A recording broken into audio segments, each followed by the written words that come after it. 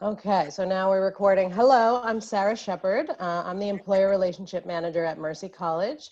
And my role is to present you with opportunities for employers who are hiring for jobs or internships.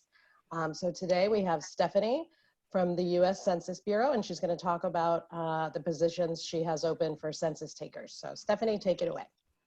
Thank you so much for having me, Sarah. Thank you to all the students that are here. I mean, I know I usually meet people on campus and in person, but this is also a very interesting way for us to connect with people, especially students that can't be on campus. I think it's a great way for us to do more outreach to communities that they're maybe not in the city. So thank you for having me. My name is Stephanie Chang. I am a partnership specialist from the US Census Bureau. My focus area is in South Manhattan, so Mercy College falls right in my region. But because I know Chinese, Mandarin, Cantonese, and this dialect it's kind of like a dead Latin but Chinese language called Fujonese. So that has been really useful for me to connect with certain communities in Brooklyn and Queens. So I do presentations anywhere and everywhere. So I'm just gonna jump right into the presentation. Before I started working at the US Census Bureau, I didn't even know much about the census. So we are the largest statistical agency in the US.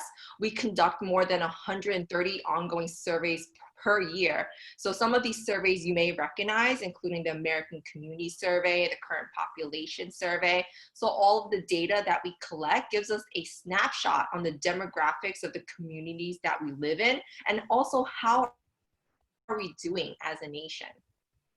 So at this time, every 10 years, there's a lot of people that may be afraid to talk to census workers because sometimes we don't know if that person is actually a census worker.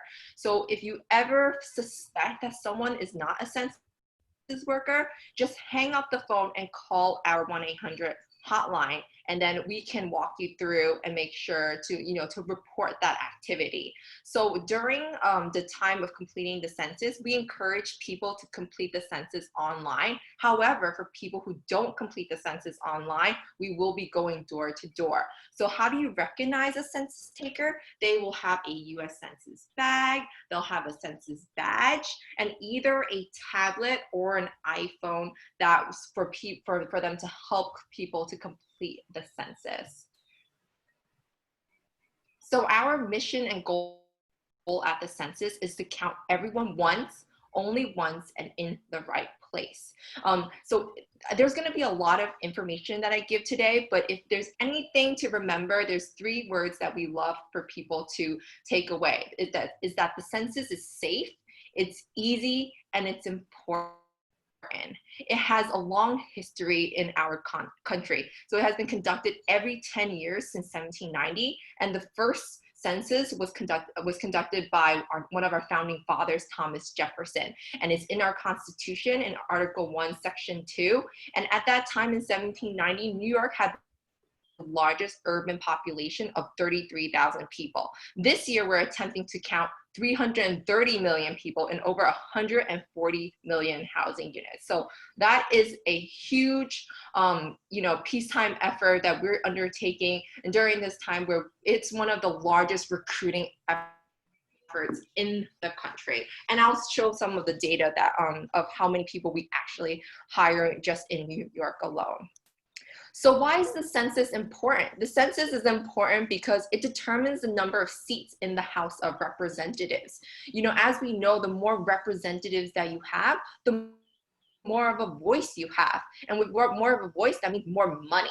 How much money are we talking about? We're talking about $675 billion in federal funding per year that's distributed to certain programs such as Medicaid, school lunch programs, Head Start, now with universal pre-K in New York, that also goes to that program as well. And also businesses use this data, government agencies and businesses. So for example, companies like Target or Starbucks, if they want to open a storefront in an area, they will look at census data to determine, is it feasible for me as a company to open up a branch here? Will I basically make money?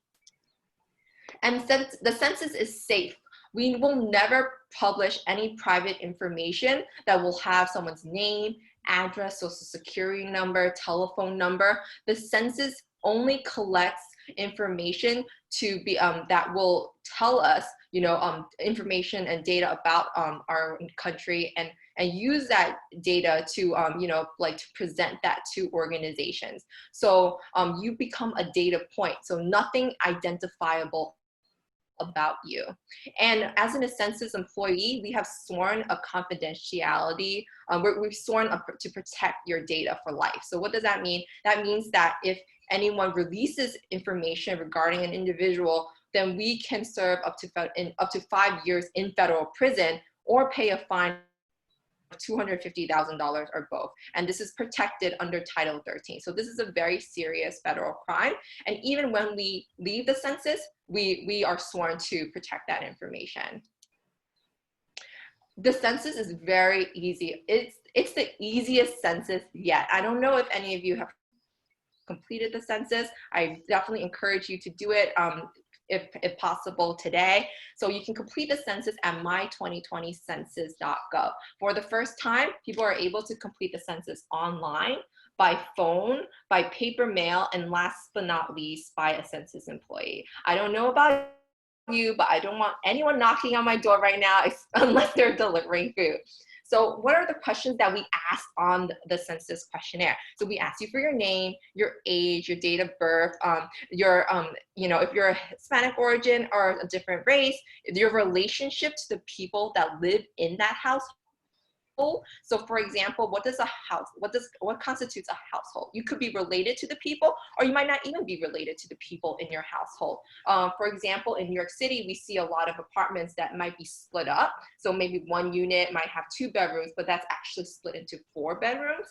And then so that each of those 4 people would actually be considered a household. So and we would never ask, again, we would never ask for your social security number. We'll never ask for money donations, your political party, bank or credit card number. So what I say, we never ask, we ask for less information than like Seamless and Grubhub. And to support our efforts, we have 12 languages available. So people can actually call us and be directed to a line that's where people speak Spanish, Chinese, Polish, French. And I know New York City is such a multilingual, region. We have over 800 languages and dialects spoken just in Queens. So this does not cover all the languages, but however, these 12 languages do cover 99% of all households in the US. These are the list of phone numbers so that people can call us on. So as you can see, there's a bunch of numbers that toll-free numbers that people can call in from. And I can provide this information to Sarah, to you later on, and you can share that if people need a specific language. And in addition to the 12 non-English languages, we have an additional 59 language guides available. So we have guides in Bengali, Punjabi, and we even have videos, like YouTube videos. So I have one partner that works with the deaf community. So I sent them an American Sign Language video that walk people through on how to complete the census question by question using sign language. And that has been proven to be very, very useful. So we try to be as accommodating as possible at the census. Because we know, like with coronavirus, there's a lot of changes. So we've actually requested for an extension on our non-response follow-up. So we are hiring people to be census takers, and we're trying to extend that because we want to accommodate for the time that has been lost. So the jobs that we have, we're hiring for enumerators or census takers. So if anyone is interested in applying, you can go to 2020census.gov/jobs. In New York alone, we had a hiring goal of 179,000, and for enumerators and census takers specifically, we are hiring around 4,000 people in Manhattan alone. So what does this mean? This means that even if you're not located in New York, you can still apply because we're hiring across all 50 states and Puerto Rico. So let's say maybe you go to school in New York at Mercy College, but then you live in Florida. You can still apply to work at the census, and you can work maybe part-time, so you can work as little as 10 hours a week up to 40 hours a week. We also recruit for nights and weekends, so if you're interested in working part-time, but you prefer to work at night or weekend, we're very, very flexible and will work according to your needs. So how do people use this data? So we have this program called the Response Outreach Area Mapper, or ROAM.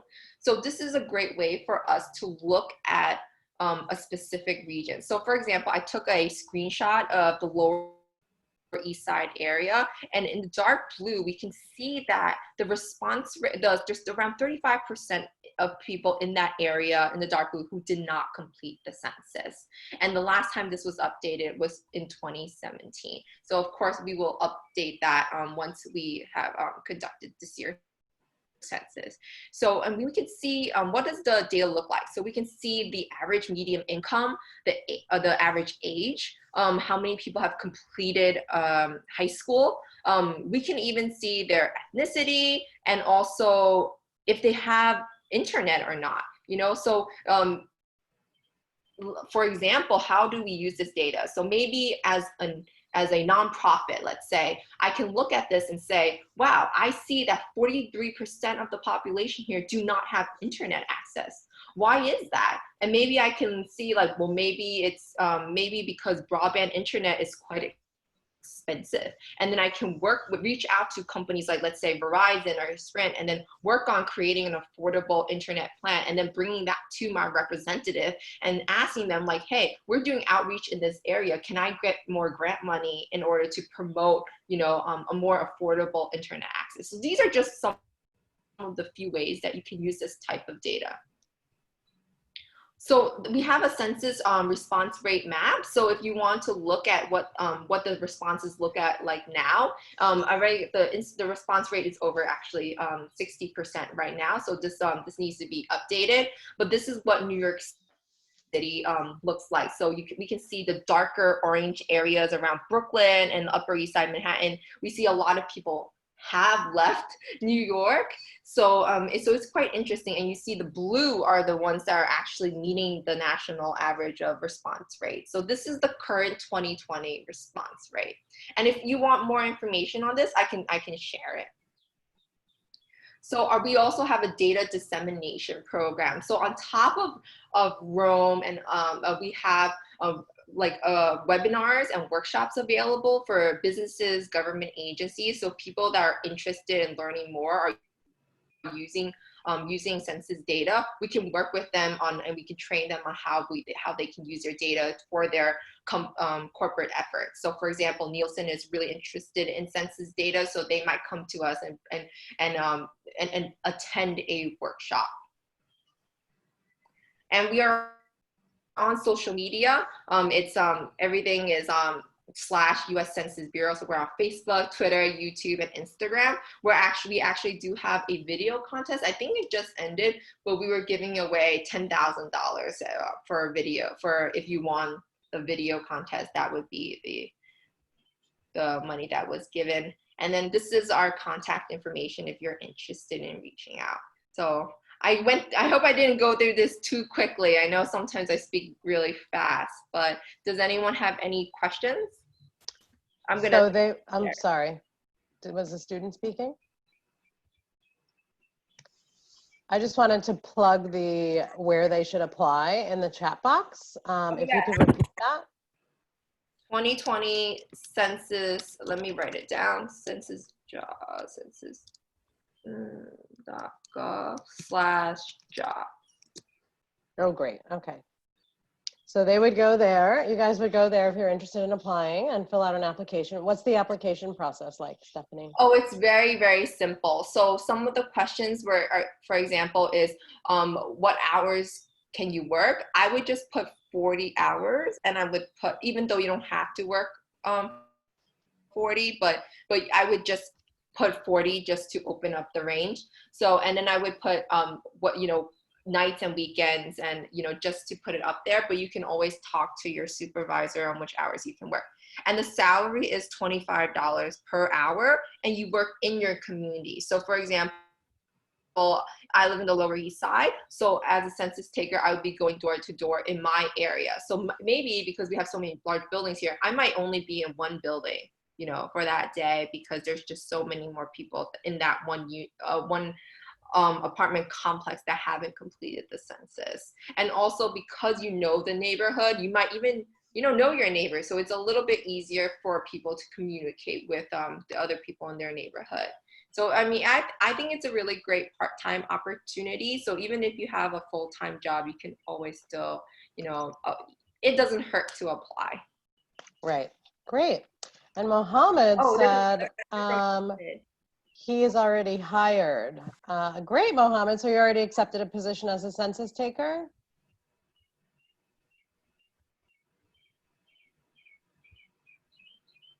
Yes. Yeah, okay. If you're in Manhattan, I know training is going to start end of July. So I think they're still trying to confirm. We had to push the dates forward because of the pandemic. So that's why we've been hiring later. However, we're going to try to start as soon as possible. We're just getting the okay from the governor. Yeah, in the North Bronx. I think it should be so depending on when we're allowed to open up. Well, the first phase is June 8th for New York. So we're hoping to conduct trainings in July. I know that for Manhattan. I'm not sure about the Bronx, but I believe it should be the same. I think it's the same phases timing wise. I'm going to stop recording so this way we can just answer questions and things like that, okay? Okay, great.